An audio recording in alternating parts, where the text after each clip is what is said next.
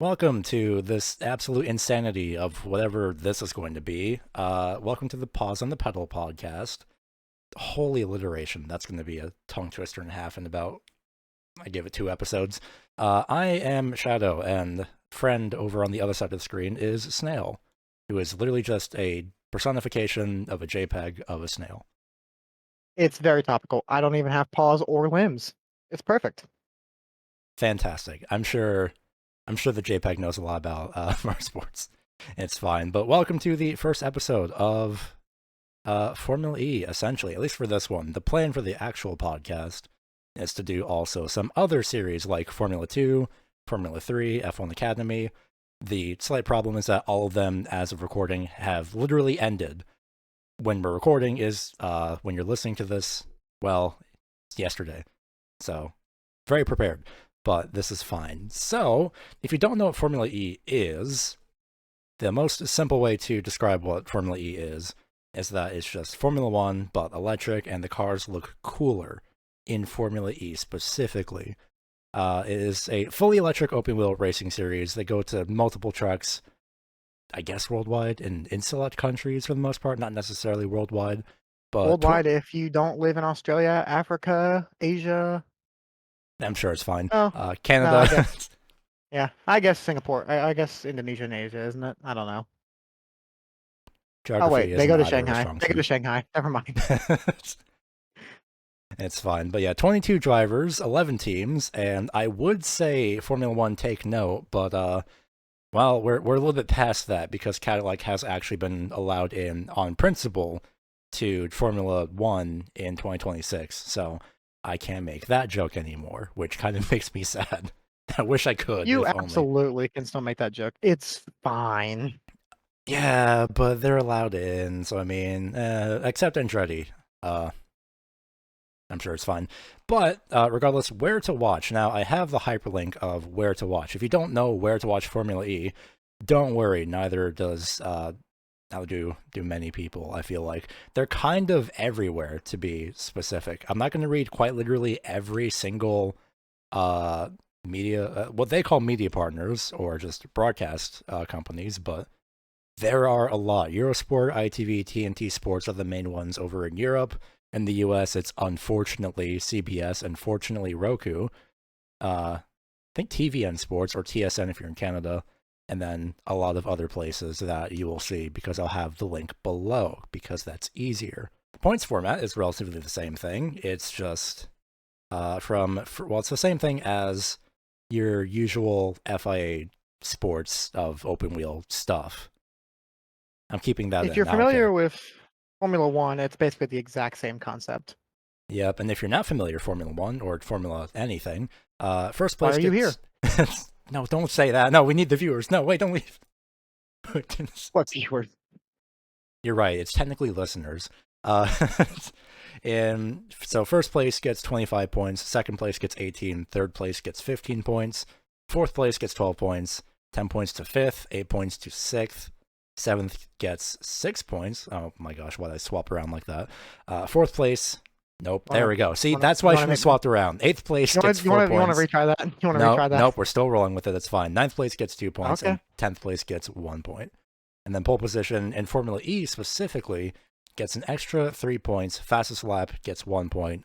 And you only get that extra point for the fastest lap if you finish in the top 10. So, no, you can't sit in pit road for, in the case of Brazil, 30 laps, go out on the last lap and snag the fastest lap point because you think you're clever. You're not getting the point. Finish in the top 10, then you get the point. Not to mention there's so many other issues with that strategy. Yeah, there's something sponsorship something, but I'm sure something attack mode, something. Oh yeah, you do get disqualified if you don't use attack mode. That is true. I'm not sure how I forgot about that, but I'm so used to everyone actually using attack mode that it's never really come up for me. I mean, there's no reason to not use attack mode. Yeah, you kind of have to, especially now. We'll roll into what that is here in a second too. So the maximum points that a driver can get if they finish first place, pole position, and fastest lap is a maximum of 29 points. And then all of that plus second place for a team total maximum of 47 points. I can read. So that's going to be fantastic. And there is a team's championship as well. I believe there's technically a powertrain championship, but that's confusing and I don't really care about that. So we're not touching on that one. So Oh, yes, we are. I am. are Oh, you? no, I'm not. Firefox just crashed. Fuck. Well, I'm sure it's fine.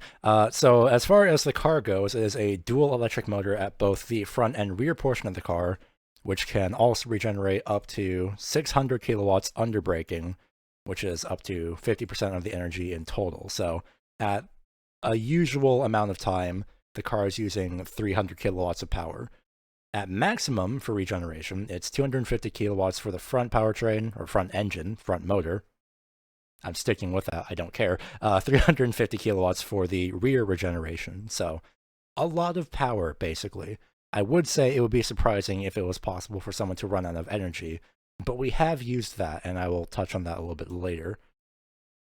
And then just for some comparison's sake, for some numbers, for all you nerds who like numbers, the Gen 3 Evo cars that they've introduced this year are capable of 0 to 60 miles an hour in 1.82 seconds, or 0 to 100 kilometers an hour if you're a loser and you live in Europe in 1.86 seconds. And just for some comparison's sake, the Tesla Cybertruck can do that in about 2.6 seconds, at least until you hit a pothole and lose your rear suspension.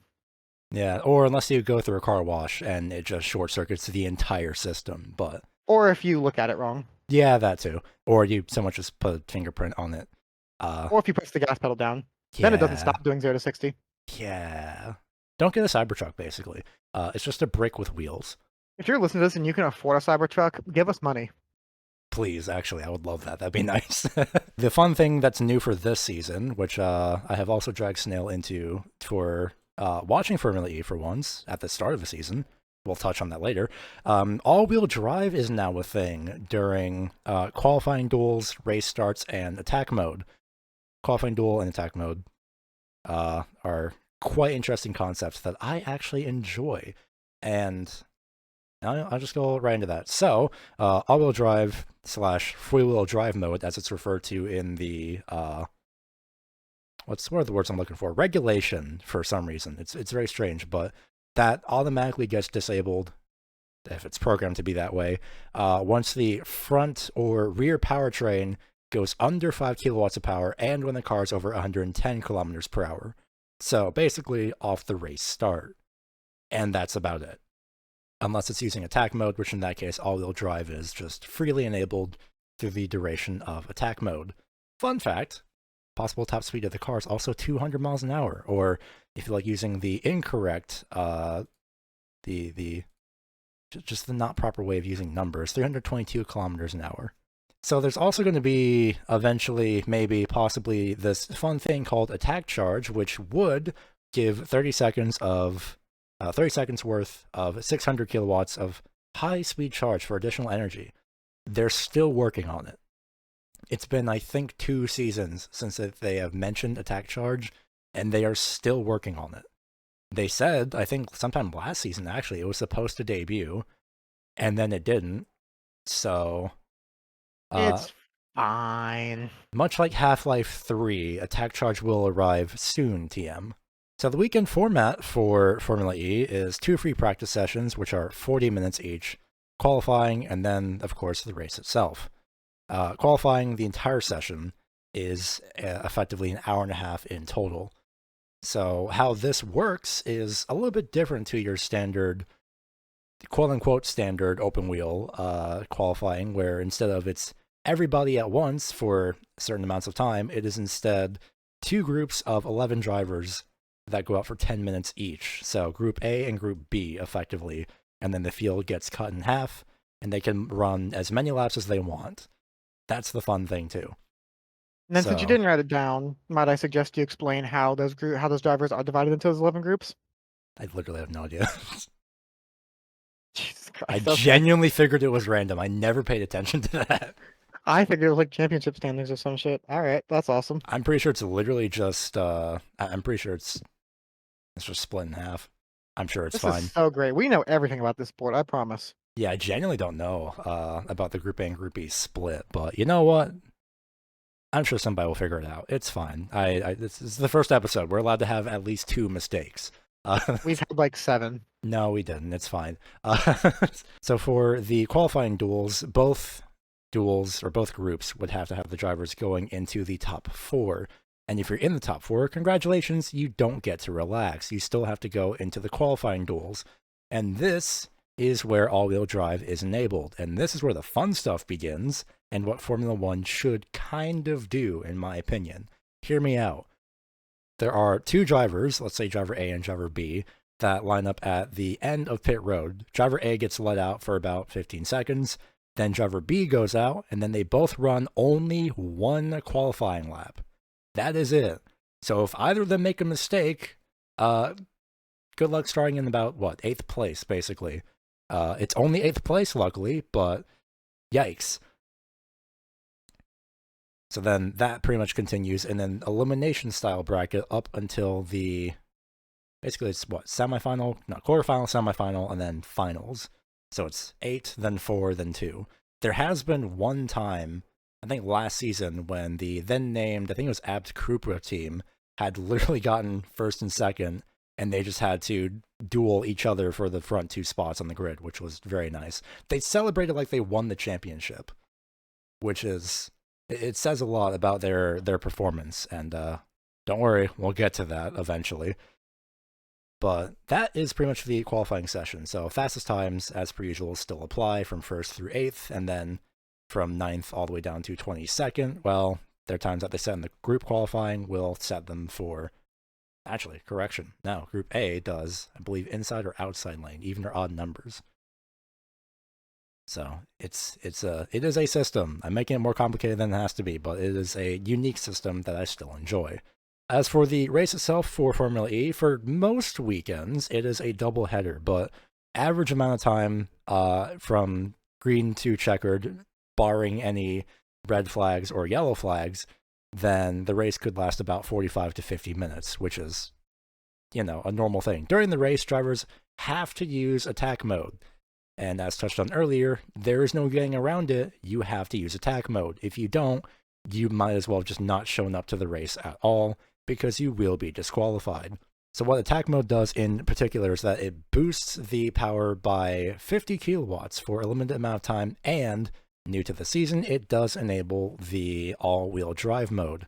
And from this race, it is actually insane. Seeing the straight line speed, I'm touching on this early, but seeing the straight line speed between a car that has attack mode enabled and a car that does not have attack mode enabled is quite terrifying. It's like a 2023 Red Bull, basically, of how terrifying the straight line speed is. It's just, you can't defend. There's no getting around it.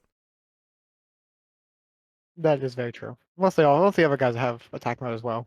So for most races, depending on how the race director feels that day, it is usually 8 minutes total of attack mode, which you can switch up your strategy at any point of which one you want to use. So it can be 2 minutes, then 6 minutes, 4 minutes, then 4 minutes, or 6 minutes, then 2 minutes. As long as you use all 8 minutes of the attack mode, you literally have to use it. There's no getting around it. You can switch up what your strategy is. So if your original plan is like 2 minutes and 6 minutes, and then the race is a little bit more chaotic than you expect, then hypothetically you could go 6 minutes, then 2 minutes.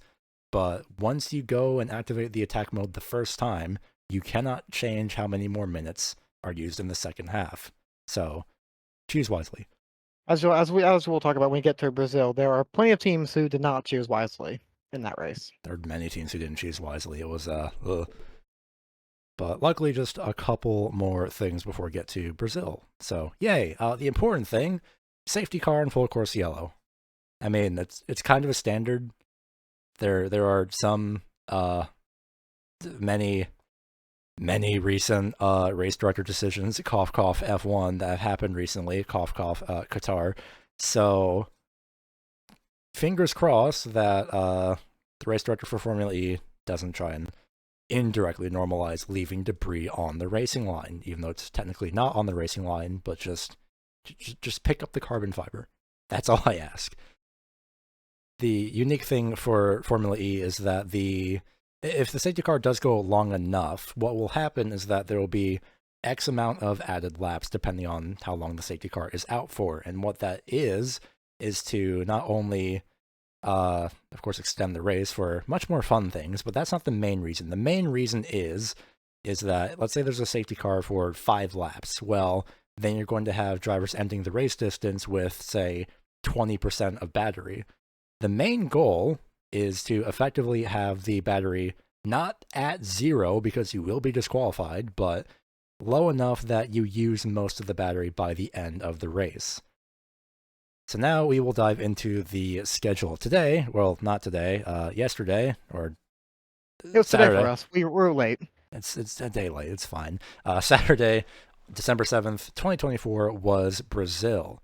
Very fun race, we'll touch on that. January 11th in 2025 is Mexico City, and then a doubleheader in Jeddah, if I remember correctly, a debut for this track too. I don't know if I didn't note that, but no, this is a debut for They Jeddah. raced in Jeddah last year, but I don't remember. I think it was just the street circuit. Hold on, I'm checking. And then the third race of the season is still in Saudi Arabia, but instead of the Diriyah circuit, which I feel is a bit too narrow, but still a fun circuit, they have now instead decided to move to the Jeddah Corniche circuit for a doubleheader. Now, you may recognize that circuit if you watch Formula One. Yeah, the one where a lot of chaos happened in 2021. No. Nothing happened in 2021. Don't worry about it. Everything was fine in 2021. Everything was normal. Nothing happened. Especially not at a different Middle Eastern track. Definitely not. No, it was totally fine. Absolutely nothing remarkable happened in Formula One in 2021. Nope, not at all. It is completely fine. Yep. But I feel like Jeddah is a fun circuit. It's been very divided, which is weird to me because I feel like it can put on some relatively solid racing. It's very fun to hot lap. To race at depends on the game that you're running. If you're into sim racing stuff, it definitely depends. But this is a slightly modified version, so it won't be the Formula One layout of Jeddah in particular, which I feel like is obviously, first of all, a good safety idea. Second of all, creates a little bit of variation. Same goes for the Shanghai circuit, but we'll get to that. Race number 4 is a bit of an interesting one because it goes back to Miami, but not the street circuit Miami that they ran in 2015. It's Homestead Miami Speedway, which I am excited but also terrified about. And no, don't worry. They're not going to be racing on an oval. We're not going to NASCAR. I promise. If they did race on the oval circuit, that would be absolutely chaotic, even if it's just for one of the alternate road course layouts. In fact, I do wonder. There's going to be something on the oval. I don't think you can avoid the oval. They definitely can't avoid the oval. They have to use the literal start-finish line somehow.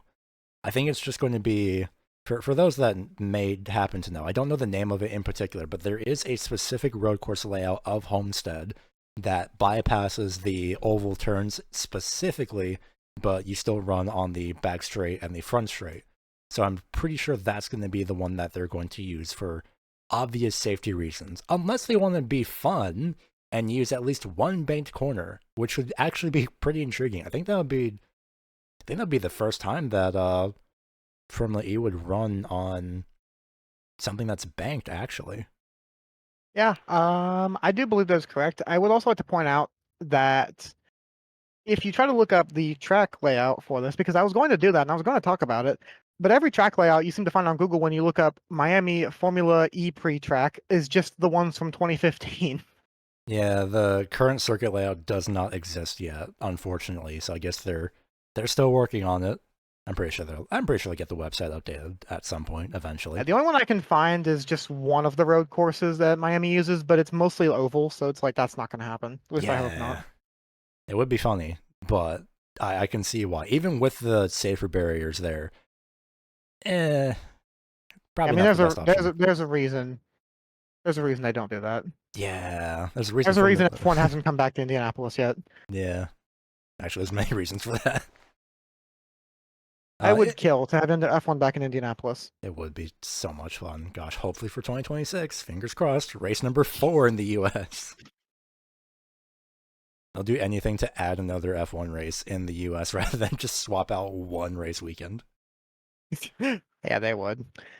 Going on to the next race, the 5th and 6th race of the year is going to be in Monaco.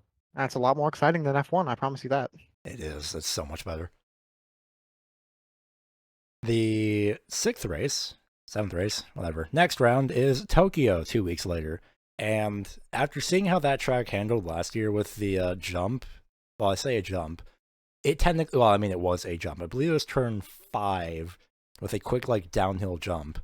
The cars only got maybe like 6 inches in the air, maybe 6 inches in the air, but it was still a very unique scenario. And that race last year is where we almost had the best scripted finish to ever exist in motorsports.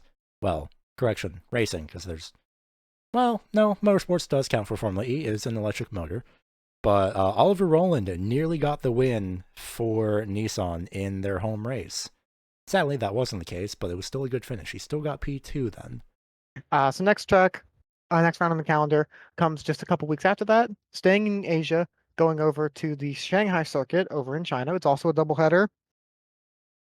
That is my first season watching Formula E. I think we already went over that. So I don't have anything interesting to talk about this circuit. All I know is that it exists and it's in China. Yeah, valid point. They bypassed the huge straightaway for obvious reasons, but I do like the shortened layout, to be fair. I think it's a good, unique circuit. It makes me think if, oh my gosh, actually, hear me out. What if the Bahrain F1 2020 short layout, but Formula E? That is certainly an option. It is an option. They could do it hypothetically. Another race that they're definitely going to do is Jakarta once again, where I think it was even just last season, where there are some sort of issues in Indonesia specifically. Now, I don't remember off the top of my head, but I believe it even ended up with a little bit of, not confusion, but more concern of whether or not Jakarta was going to be back on the schedule again. But luckily, they're back on the schedule. Yay. Just a single race, though, for that weekend. Yeah, fuck you, Indonesia. Everybody else gets doubleheaders. I mean, yeah, it's pretty much, well, we'll go over that actually in a second. Next race is Berlin in July, which, I mean, I have no notes.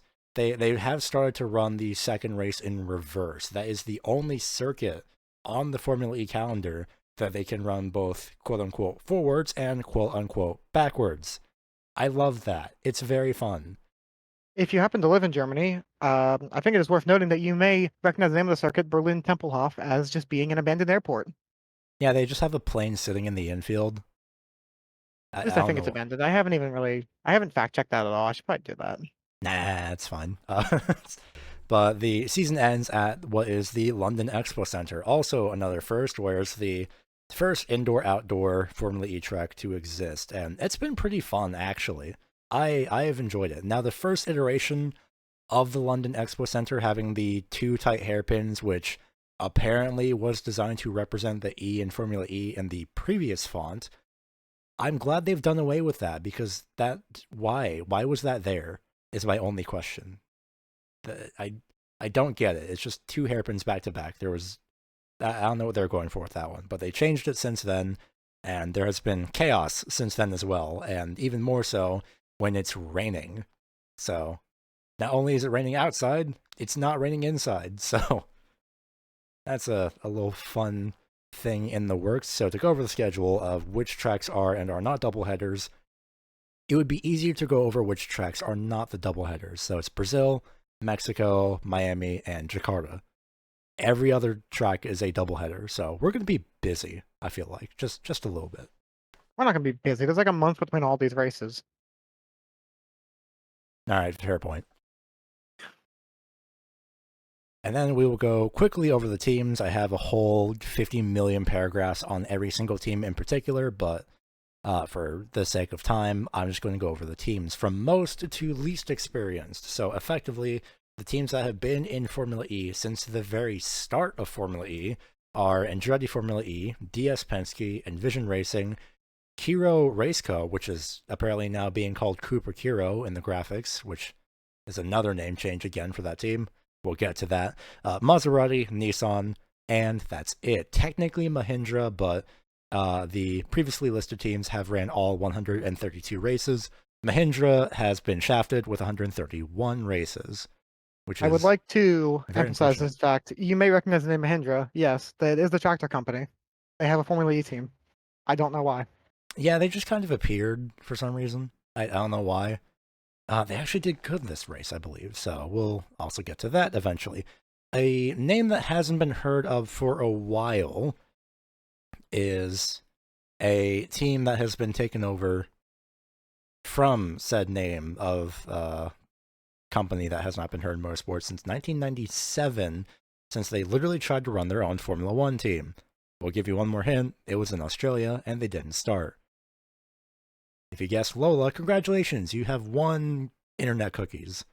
We legally cannot provide you actual cookies. But in a very interesting twist, the Abd Cooper team has been taken over by Lola and Yamaha. So it's now Lola, Yamaha, Abd Formula E team. So that And fun is... fact about them, they actually this year have added Zane Maloney to their lineup. If you follow Formula One or Formula Two at all, you may recognize that name.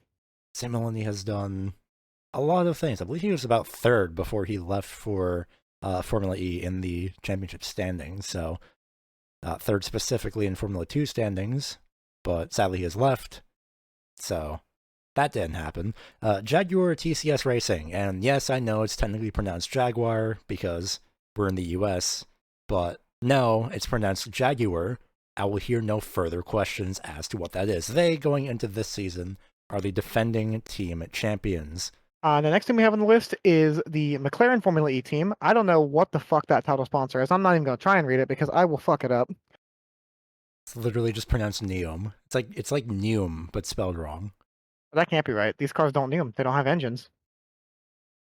Yeah, it's a fair point. That team specifically, well, that team formerly used to be the Mercedes EQ Formula E team, and then McLaren happened. So I guess in 2026 we might see the McLaren F1 team take over the Formula One team at some point, which would be kind That of sounds funny. great to me. That That sounds would great be... to me. I am so biased for any team that has papaya in their livery. Can confirm, the JPEG snail is very biased. Yes, I have been celebrating the Constructors' Championship all day because at the time of recording, that happened this morning. And finally, there is the Tag Heuer Porsche Formula E team, the least experienced team at 74 races. I kind of realized I skipped over that. Lola slash Abd. Abd? I mean, that isn't incorrect. It is Abd. So, but the now Lola Formula E team has 115 races total. Jaguar has 111. McLaren 87 races, and then Porsche at 74 races, where, interestingly enough, the very first driver's champion for that Porsche team is Pascal Wehrlein, which, in as few races as they have, is, I would say, a little bit concerning, if you ask me. At least, if I was any other team on the Formula E grid. So we're going to head right now into Brazil, which happened on Saturday. It was a very exciting race. As far as practice goes, there was a little bit to talk about. Yeah, there's quite a lot of things. I mean, of course, new season, so the driver moves going into this season. Sergio Sete Camara is out of Kiro Raceco / Cooper Kiro / whatever name they decide to have in 2 months, I guess. We'll see. And yes, I mean 2 months because that would be the third race of the season. So who knows? They might change their name. Instead, David Beckman is now in, replacing Camara.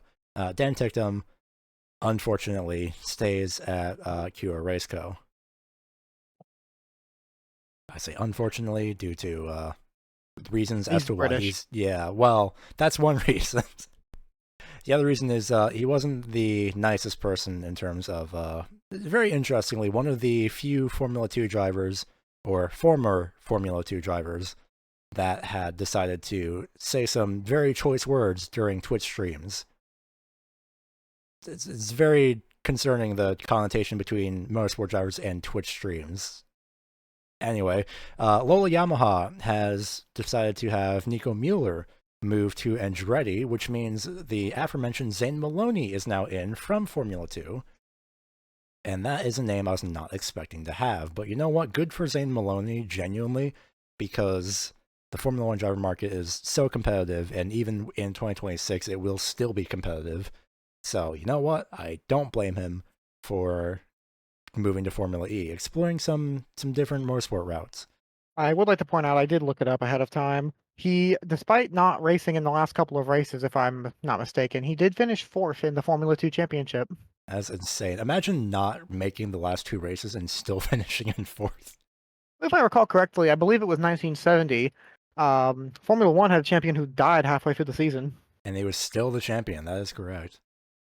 I forgot Johan Daruvula was even in Formula E, honestly. I see he's not now. Yeah, it speaks a lot to also his F2 career, where he was just kind of there. He didn't really do much. So yeah, Daruvala's out of Maserati, and then Gunther moves over to DS Penske, which I can't believe Nintendo and Penske teamed up.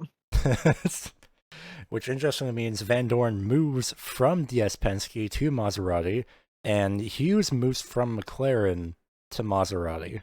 And then that also means that because since Hughes moved from McLaren, there's a seat open, and what better time than to move in the reserve Formula E driver of Taylor Barnard, where he did fill in for Sam Bird for, I think, 3 races just last season, since Bird had broken his wrist in a practice crash at Monaco. It wasn't too bad. It was just one of those things where a small bump. Well, I say a small bump. I mean, it was enough to put Sam Bird out of action for a bit. So kind of similar to Daniel Ricciardo and Zandvoort, if you remember that, if you're a Formula One fan. That's kind of like a similar kind of thing as to what happened, where try to hold on to it and then the wheel just goes nah, and then suddenly you don't have a wrist anymore. Meanwhile, all my fellow sim racers know about that. Just let go of the wheel. I mean, I get you want to save the car, but just don't hold on to the wheel, especially if you have it turned up to maximum force. First of all, why? I mean, there's a lot you can say about NASCAR, but at least they let go of the wheel when they're crashing. Yeah. Andretti has had Norman Nato moving into, I'm going to pronounce it as Nissan, because that is technically the correct pronunciation. They are Japanese. They're a correct pronunciation. I would hope so. Thank you. I appreciate that.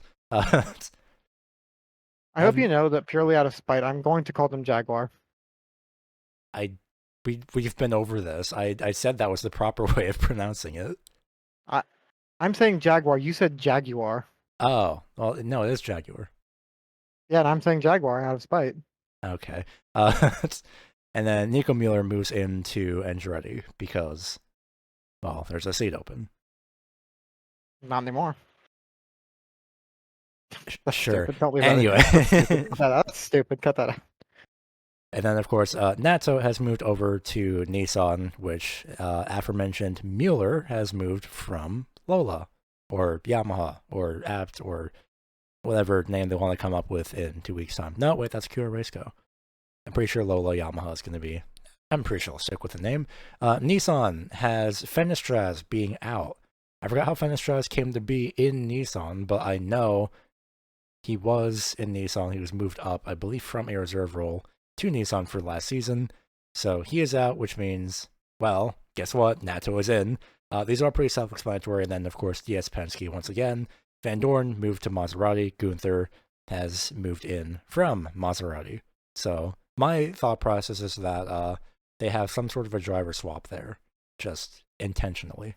And now we move on to FP1, which it's really weird because a lot kind of happened in FP1, but also not really.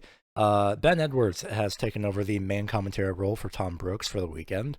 James Rossiter is the second commentator with Andre Lauterer on commentary, a former Formula E driver, which please keep Andre on commentary. He is actually amazing. I really like his commentary. That's fair. He does a pretty good job. So Mueller had a puncture and had to use what was effectively called a Joker tire, which I genuinely never learned about up until this season. That is just one free tire that you can replace in any set. Now, drivers have 2 sets for, I believe, the weekend is what they said. So that extra 1 tire is pretty much gone. So if they get a puncture, if Mueller's side of the garage gets a puncture at any point during the rest of the season, yikes, they're kind of done for. They decided to use that early for FP1. It kind of makes sense because it's FP1, but at the same time, it's FP1. I don't think it's naturally that pressing, but I guess we'll see how that goes for the rest of the season. The fun thing that I like now, that I've learned also during FP1, is that the attack mode has lights now. we can see who has attack mode finally without needing to rely off the timing tower. The last time there were attack mode lights was just on the halo, and you couldn't see it half the time. It wasn't really the most obvious unless you were looking at it from a front-on angle. This one makes it more obvious. So the cars have technically 8 LED strips. 4 of them on the facing the front side of the car, and then 4 of them on the rear wings of the car, effectively. So on the front portion of the car, on the rear wing, on the halo/roll bar, basically all those either flash pink or they are a static pink color. So it's way easier to see who has an actual attack mode active, especially just by the rear wing lights alone. It is so much better. I don't know why it took them a whole season to program that, but that is just a thing now. It is extremely helpful, but it is also worth noting that typically you can tell who has attack mode because they are vroom. Yeah, they're just schmovin', basically. There's also a new rear wing light setting as well when a car is stopped, which Evans was unfortunately the one to showcase that one, because when he stopped at the edge of the track at the end of the session, that is when I noticed that there are 4-way hazards. No, seriously, 4-way hazards, because there's 4 LED lights on the back of the rear wing. Those were flashing yellow, so effectively a new meaning to the phrase of said 4-way hazards, because they are facing 4 different ways, and it is flashing, showcasing that there is a hazard, so the more you know. Now for Evans, I believe it was mentioned that it was an inverter, but he did stop on track twice, and he did get going, but then he didn't. So, some issues for Evans, which luckily did not showcase in the race today. We'll get to that. However, the one thing that I caught at the commentary, it's happening for every single anything with hybrid or electric, apparently, and that is a personal gripe of the Control-Alt-Delete commentary call.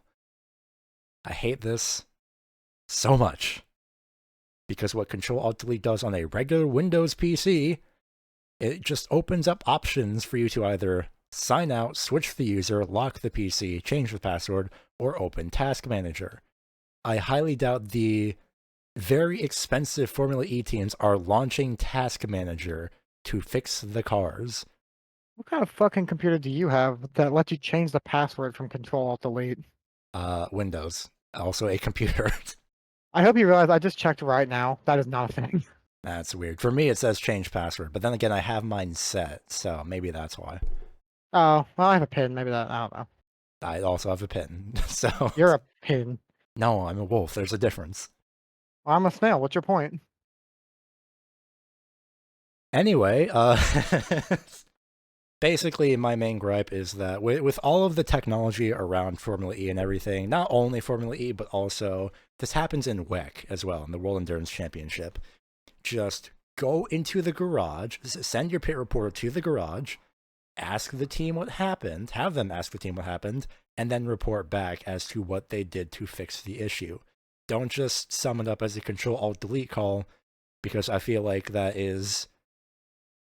treats the viewers as if they're stupid, in my opinion, and they won't in fact understand like what's happening. Yes, they will not inherently understand what the actual fix is or what the problem is, but you can send the pit reporter down, have them explain it, and then we're fine. Don't just sum it up with Control-Alt-Delete. It's not that simple. It's such a main gripe. And then the frequency bias is not helping, because I heard it so many times in WEC recently. Moving on to free practice 2. Nothing happened. Yeah, it was just free practice 2. There wasn't really much to glean out of that one. It certainly was free, and it certainly was a practice. And there was definitely a second one of them. That's it. Same with qualifying. Not much happened. It was pretty standard. This is the part where I would have who advanced to the duels and everything, but slightly pressed for time. So next race we'll have that. Don't worry, it'll be fine. Evans had inverter issues, and what the inverter does, from what I've understood, is that it switches the AC power to DC power between the actual electric motor and the battery itself. So that's why Evans had started P22 for this race. And then we move on to the actual race, where we didn't even get started, and Friends had an issue on the grid, which, well, was effectively assumed to be a inverter issue, because it happened to Evans too. They have the same powertrain of Jaguar. Evans is Now we literally on the Jaguar team. now we can't show it for obvious copy reasons, but I would like to say there was a very hilarious replay. During the start, right when they were starting to go, um, he was waving his hands just like frantically at his car, trying to get them to stop the start because he was stuck there, and I thought that was very funny. I don't even know if it was frantically. It was more just like, guys, hi, hello, I need some help here. His the dashboard on his light was off. I don't even know if we can do images either. I'm not going to chance that whatsoever, but I will potentially try and find out for next time. We'll see. I would hope so, because it'd be fun to showcase this stuff in video form. But yeah, the car did not. He did the burnouts apparently, that's for sure. But he was lined up in his grid spot. But the And car just decided to no longer car. The car did the burnouts and decided they were done. Yeah, it's just like, all right, great job, everybody, and it went not even like 30 feet, if I had to guess. He didn't go anywhere. He really didn't, to be honest, which was very unfortunate. So, Actually, I think he did. I think he did slide up into his grid box. He did, yeah. He moved up into his grid box, but not the actual, nothing else. That was it. Which I feel bad for Friends, because I feel like he's had not the best luck for Formula E recently. So, fingers crossed he gets that turned around. Aside from that, they move his car off the grid. They do not do any formation lap or anything. They just go right into the start once again, where Norman Nato nearly got shoved into the wall into turn 6, which is the little chicane that we have. So turn 1 was surprisingly clean, and turn 2, and turn 3, and turn 4, and then turn 6 happened, where, again, Norman Nato had gotten shoved into the wall by Edward Mortara. Well, I say Edward. It is Eduardo or Edo Mortara. I don't know why I think it's Edward, but I guess that's what I get for reading the word Ed. So continuing with lap 1, Evans has decided to choose violence and passing a lot of people actually in the latter half of the opening lap. So good start from there. As well as some contact in turn 2, which we had later found out, between Dennis and Gunther, because Gunther decided to not leave Dennis any space into turn 2, and Dennis had just squeezed between Gunther and the inside wall in turn 2. I thought there was a puncture. I don't think there was for Dennis, so he got very lucky with that, but the move from Gunther there is reminded me of what you would do to an AI in the video game, where you just shove them into a wall. Of course, lap 2, turn 6 strikes once again, where Hughes and Mueller get into a wreck, 2 separate wrecks that combine into one, and that has triggered the safety car. And the wreck in that corner is what we in the industry like to refer to as a, quote, big crunch. You spelled it wrong. It is crunch. I spelled it correctly. It is crunch. I meant you said it wrong. Fuck. Well, it's fine. So what happened is a huge accordion / concertina effect into turn 5, where Cassidy and Bird, in line with each other, had slown up. Tictum had to dive to the left to avoid both of them. He gets squished in the apex of turn 5 by Sam Bird. Buemi tries to sneak around the outside as Degrassi tries to follow through. Evans moves left to go through at the end of the apex of turn 5. And then Maloney squeezes Buemi into the inside wall, where then Buemi gets loose, and then that forces Mueller into the outside wall, who was on the left-hand side, and then Hughes somehow ignores the brightest card to ever exist in Formula E, which is David Beckman, and then Hughes ends up into the side of Mueller. So a lot of chaos just in that one corner. Lap 5 has a couple race control messages, specifically Nato and Mortara, who are under investigation for causing a collision, and Mortara only got a black and white flag, which is quite intriguing, because in any other, well, I mean, in Formula 1, it would be just a immediate 10-second penalty, as we've seen before. So the lack of a time penalty is, in my opinion, quite interesting. So luckily, everyone gets going. for the most part. Some drivers activate attack mode as you would do. And then Degrassi is missing the left portion of his wing for some reason. So the debris does get hit on the front straight, where I don't know how Degrassi made most of the race, but he was stopped off track in turn 7. So he was fine. He managed to at least get back going into some way, shape, or form. Moving around, quite literally, is the entire field. I mean, I have so many notes of like who activated attack mode for how long, but we would be here forever. So, skipping ahead to lap 10, something that I thought was interesting is that I think it was Ben Edwards who incorrectly pointed out that Zane Maloney was also out of the race. It wasn't Zane Maloney. It was a replay of Degrassi and what happened to him. So I'm not sure. I get being distracted and everything, but you have like 50 million different screens up there in the commentary booth, I'm sure. So These commentators are about as professional as we are. yeah, I'm not saying I could do a better job at commentary. However, put me in, coach, is what I would say.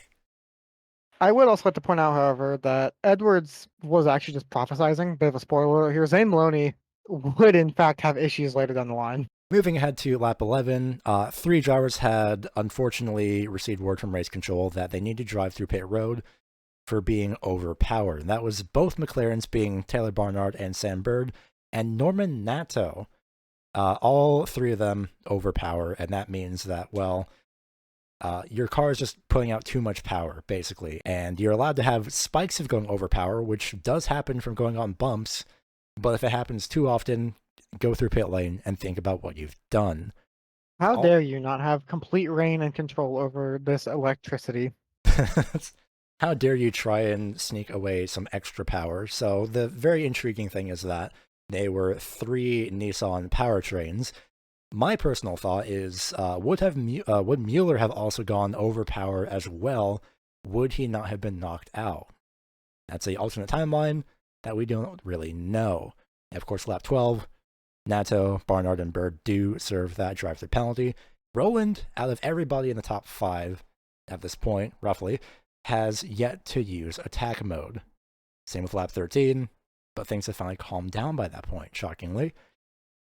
For about 5 minutes. Yeah, for about 5 minutes, which is about 3 laps in the sense of Formula E, where halfway through the summary of driver positions is when I first wrote it down. Is when they first showed it before a few drivers had also swapped positions. So from P1 to P18, we're going to be here a while. Roland was +1 position, Cassidy +8, Dennis stayed where he was in 3rd, Evans +18 positions, Buemi +7, Jean-Eric Verne +2, Zane Maloney +11 positions, Gunther -3, De Vries +12, DaCosta -5, Verline -10, Van Dorn -3, Beckman +7, Mortara -7, Ticktum -4, Nato -10, Barnard was existing, and then Sandberg -2 positions. So what I could glean from that is not the best day if I was McLaren, but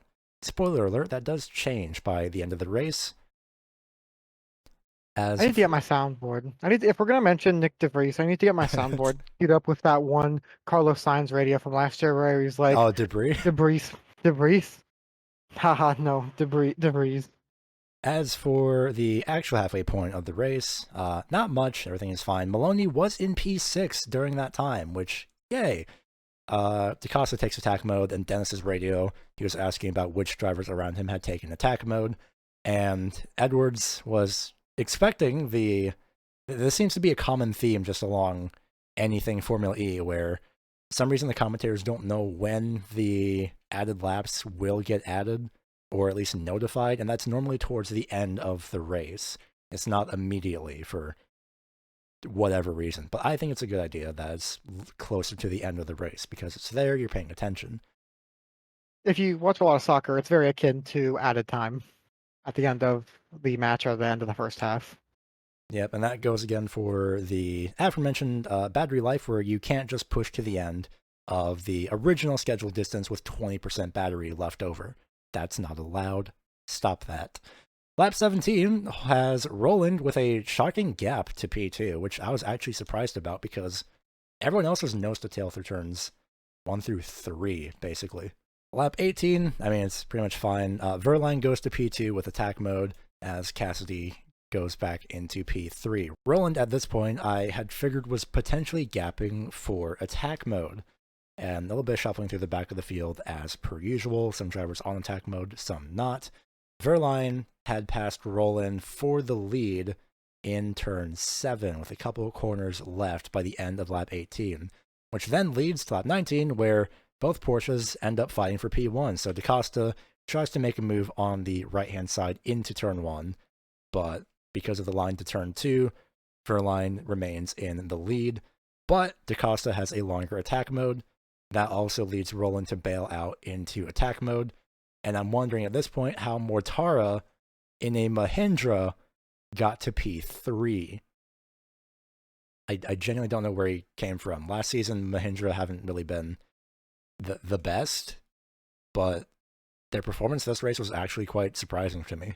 Moving on to lap 20, the fun part is I thought there was contact between Maloney and Dennis, where entering turn 1, Dennis had ended up stranded and the back of the car was actually smoking a little bit. Just a little bit. It's as if like a brake was overheating for the most part, except it seemed to be the back of the car. And then over the radio, Dennis is told that the car is red, which means it's unsafe to exit. This is a similar thing for Formula 1, where hybrid / any energy power being unsafe to touch the car. As we all know, fire and electricity go very well together. And luckily, Dennis's car did not catch on fire, but there was a red flag immediately once we got into lap 21, a little bit after the car's red radio call. And this would end up kind of fucking up Oliver Rowland, as he had just taken attack mode, ends up losing about, I believe it was about 3.5 minutes of attack mode due to the timing of the red flag. Roland's attack mode hypothetically may play out in his favor in a different timeline, but this one, no, that did not happen. So at this point, Dennis does get out of the car safely, luckily. I do wish they'd showed the process of getting them out of the car, because I feel like that's a fun thing to learn, especially for the first race of the season. You can educate people that way, but regardless, after sitting for a bit, the red flag is lifted. Glory. Wow! Who would have thought that you had to get a race back going once again? No, you don't. So because of the starting order going on count back to the previous lap, the restart order was DaCosta, Roland, Verline, Gunther, Mortara, Cassidy, De Vries, Van Dorn, Ticktum, Evans, Beckman, Jean-Eric Verne. I'm never going to not say his entire name just by reading Jev, Maloney. And we have Taylor Barnard, Sam Bird, Norman Nato, Sebastian Buemi, and Dennis, who is out. So I don't know why I put his name there. Don't forget that. Oh, fuck. What's his name? I was going to say, don't forget the other guy who didn't even start the race. He's actually in last. Friends, yeah. I can never respect the name. That's true. We cannot forget Robin Friends, who is quite literally last. He didn't even get going. He's only 22 laps down. It's fine. He does have a fighting chance out of technicality. I had thought from Evans onboard that he was maybe a bit too far forward in lining up in the grid box, but apparently it was fine. So, Roland, who would start second on this restart, by the way, actually had a pretty good restart going into lap number 23. Of course, everyone, luckily, surprisingly, not as chaotic as lap 1, did manage to go single file, and Roland comes over the radio asking his engineer to, quote, confirm laps before I go crazy, man.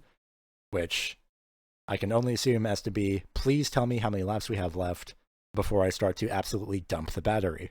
Which, fair enough. We've all been there. I, too, also like my laps confirmed before I go crazy. For lap 24, Cassidy, Bird, Barnard, and Nato all go into attack mode, and then Maloney gets a drive-through penalty for being overpowered. As I mentioned, this is, in fact, the problems that he would have that were prophesized by the commentators. I am very sad, and nothing will ever fix the sadness that I have incurred by seeing Maloney get a drive-through penalty. Something very much fixed my sadness, and it's the fact that at this point, my beloved McLaren activated 6 minutes of attack mode. It was great. Lap 25 rolls around. Cassidy is schmovin' as well up through the field with said attack mode. And then we're told that Roland is under investigation for also being overpowered. Lotzer's guess is that at the restart, essentially, because it was a standing start, is that the Nissans in general are just overpowered at the starts. And I feel like that's a pretty solid guess by him, especially considering that it's introducing a new mode that hasn't even existed before. I say a new mode, a new drive style of the four-wheel drive off the race start. So very intriguing, and this is why I want Lotzer on commentary. He's fantastic. Surprise, surprise, a former driver knows how the cars do the car stuff. So not much happens on lap 26. Lap 27, Norman Nato gets the fastest lap. Evans getting by De Vries in the background, as per usual, and also managing to pass Mortara all before turn 4. And then, surprisingly, McLaren have managed to get their way to P10 and P11, passing Dan Ticktum. Evans moves up to P3. Lap 28 is, again, the prophecy that Lotzer has once again predicted. Roland is given a drive-through, which then promotes Jaguar to P1 and P2. At this time, Evans has attack mode over his teammate Cassidy, so hypothetically, he could pass for the lead. Lap 29 is when we are finally told that there are 4 added laps. As Evans goes to the lead, Cassidy is told to, quote, use it all from his race engineer. So the top 5 are all Evans, Cassidy, DaCosta, Gunther, and Verline, where pretty much anybody could win. I mean, this is Formula E after all. Everybody was just in the line by the end of the lap, and somehow McLaren had snuck their way up to P6 and P7 throughout all of that. I don't know how they got there, but somebody put them there, and I'm very scared. I forgot you muted the soundboard. I played an applause sound when you said that. I'm so sad now. Moving on to lap 30, where DaCosta tries to go a pass for the lead, and he only gets to P2. Cassidy falls back to P3. So not the first time that those two had, of course, passed each other on the track for this race. And then chaos ensues, and guess what? The turn 4 to turn 6 chicane, where Gunther ends up into the outside wall at the exit of turn 5, and suddenly there's just a car upside down, where we have an immediate red flag. Now, it's not the first time a car was upside down, but it is the first time, to my knowledge, in a while that a car has been upside down. And immediately, once as everyone is going to pit road, Lotzer does a fantastic job as a commentator, immediately pulling out the safety of the halo, and that it's that there's really no reason to be concerned just because a car is suddenly upside down. NASCAR could never. Yeah, especially just ask the Daytona backstretch where the grass has been deleted. Turns out that it was Verline who was upside down, and we were told through commentary that he was okay, and they do play the radio of him saying that he is okay. So the replay shows that Verline is 3 wide with Cassidy and Gunther both to his right side. So this is at the turn 5 apex. Gunther then just ends up in the outside wall because Cassidy shoves him wide a little bit. And then Verline is still side by side with Cassidy at the exit of turn 6, where the left front tire of Cassidy's car makes contact with the entire just right side, quote-unquote, side pod of Verline, which then sends Verline onto 2 wheels. So by the exit of the corner, he is on both 2 left side wheels at what I could guess is a 70 to or 60 degree angle, exiting the corner, which then leads to the car just going into the catch fence / the wall, where it seems like, at the same time, the halo kind of hooks into the catch fence just a little bit, and the car ends up about maybe 3 to 4 feet into the air, lands flat on the left-hand side of the car, then rotates onto the halo. And a note that I made is I wouldn't be surprised, because of these 2 incidents, if that specific section is potentially reprofiled for the next race. Not saying it's necessarily the most dangerous corner to ever exist, that is for sure. There's a lot of corners that exist to take that moniker, but especially with that spectacular of a crash for Formula E, and considering the lap 2 crash that we had off the start, I think it would be best to at least consider maybe redesigning that corner just a little bit. I don't know how, but just a little bit. Are you telling me that you don't know how? What do you mean you're not an structural engineer? It's not even a structural engineer, it's just track designers. Well, I mean, Go on. yeah, Great rebuttal, fantastic. of course, I'm full of those. Anyway, luckily Verline is shown getting out of the car. He is fine. As far as I know, he is not necessarily injured. I will double check that in the meantime. But a rolling start for lap 31, which is a very intriguing call. And my only assumption is just to not have eventual chaos, which, fair enough. So it's a rolling single file start. Roland has 3% less energy. Meanwhile, interestingly, somehow, because of the drive-thrus that he had to serve, no doubt, Barnard is at 19% energy. I don't know how, but Magic. Barnard he just has all of the energy available to him, apparently. So, lap 32, the first of the added laps, ends up with, apparently Ben Edwards confused about the graphic popping up again, and you know what? Fair enough. I do think this is a production gripe more than anything. I do think the added laps reminder is fine once they show it once. If they show it, I'm pretty sure this is my theory as to last year's programming too for the timing tower, is that it's basically like an if original finish lap, then trigger added lap animation or whatever. So at that point, it gets shown twice during the broadcast, which has led to a little bit of confusion. I think showing it once is fine because you can just change the total length of the laps in the first place, which they have done, so wouldn't be the first time that there's a couple production gripes, but less than usual, which is really good.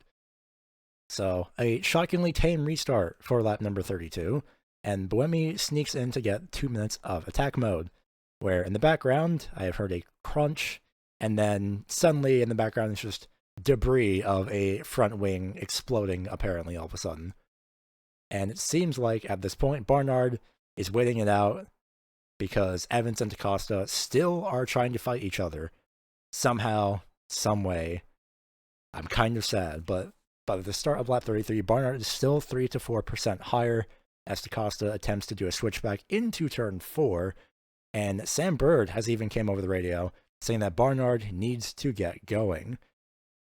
Cue also the engineer saying to Barnard is that Evans is lifting in turn 4 and turn 7, and by this lap, it's now a 4 to 5% advantage for Barnard in terms of the energy.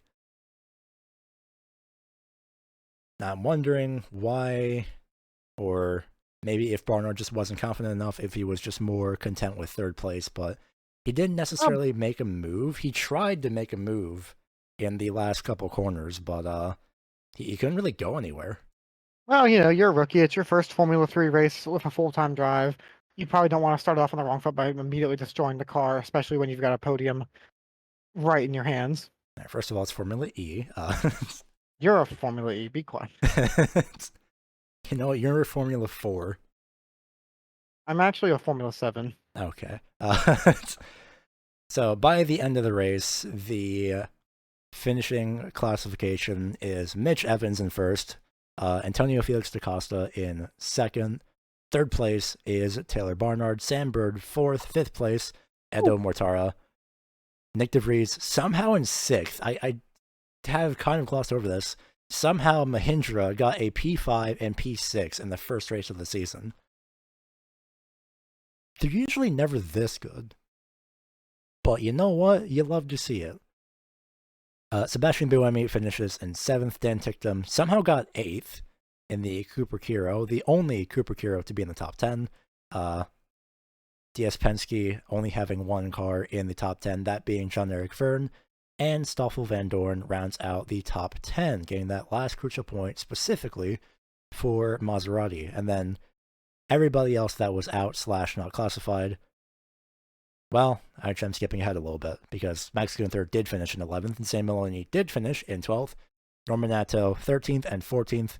Sadly, was Oliver Rowland. It's very intriguing that Nissan had finished 13th and 14th after they looked kind of strong in I'd say not only qualifying, but really just the practice sessions as well. So the race pace was there, but maybe a They little were bit, very great until they weren't. yeah, maybe a little bit too much of good race pace. See also the overpower of the powertrain.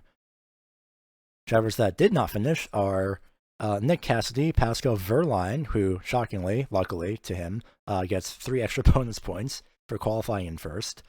David Beckman, Jake Dennis, Lucas deGrassi, Jake Hughes, and Nico Mueller all did not finish. 3 of them, if I'm reading this correctly, no, correction, 2 of them only finishing 1 lap, that being Hughes and Mueller. Fastest lap in the top 10, Antonio Felix da Costa. Very intriguing. Pretty good for him, actually, especially after getting 2nd place. And for Barnard, his first, not only his first podium, but at the same time, Evans being the first driver in Formula E to literally go from last to first. This is some like video game stuff that you would do. Seeing it in real life is one thing. We almost saw it with Lewis Hamilton in a sprint race in Brazil. But seeing it in Formula E is absolutely insane, especially considering the 2 red flags that happened. Overall, it was a very exciting first race. Perfect race to get you excited and interested into Formula E just in time for there to be a month-long break. Yeah, that's the one downside of the schedule, is that we now all have to wait 1 month until race number 2. Once again, second race being all the way over in Mexico City. I say all the way over as if it's far. It's not. And then it's another 1 month break in until February, which honestly, getting 16 races in the span of December to July, Formula One would literally never. First of all, they're allergic to breaks apparently, especially They are not sizable allergic to ones. breaks. In case you forgot, there were 2 3-week breaks on the schedule this year.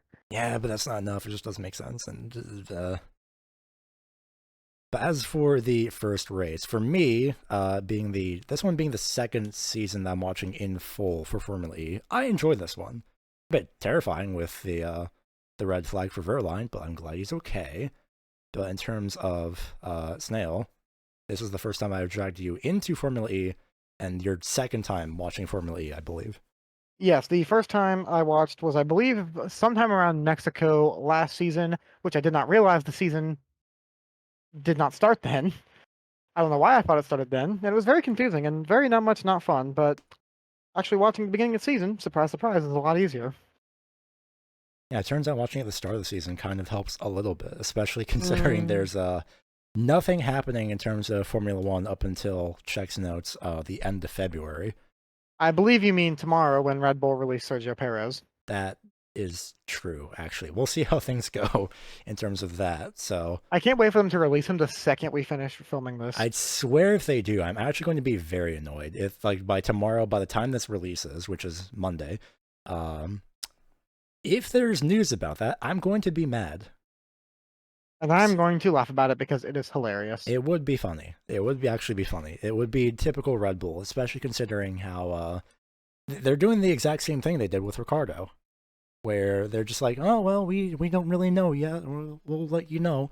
And then Pretending everybody doesn't already know. Yeah, and then they unceremoniously release Ricardo. It was very awkward for him. I do hope he finds something. It would be really cool to see him in Formula E. It would be kind of funny, actually. I feel like there is a decent chance that either Valtteri Bottas or Sergio Perez does end up in that Cadillac seat for 2026. That is true. There's so much happening. And we still have to go through 2025, the last year of the regulations for Formula One. So much is happening. But that does it for this first episode. We'll try and figure out what the hell we're doing for the next ones, because even I have no idea. We will never figure this out. It's going to be a dumpster fire every time. I hope you're ready for that. We're just going blind every single time. It'll be fine. Next one should It's be even better. I'm already blind. But hopefully you all enjoyed, all 2 of you who are probably listening to this, or 1 of you who is actively watching this. But we'll see how the next episode goes. So I don't know when that's happening, but soon, trademark. So we'll see you next episode. The real question is whether GTA 6 will come out or whether Paws on the Pedal episode 2 will come out. Oh my fucking god, not that joke again. Yes, that joke again. I You can never escape the terrible jokes. really want to. I'll see you next episode.